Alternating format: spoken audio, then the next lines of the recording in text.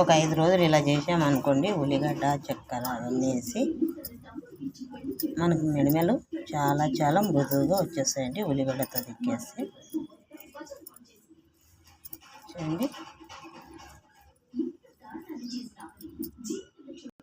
ఇలా పూసాం కదండి. ఒక 10 నిమిషాలు ఆగి కడిగేసుకుందాం అండి. డైలీ చేసామనుకో ఇలా మృదువుగా వచ్చేస్తుంది.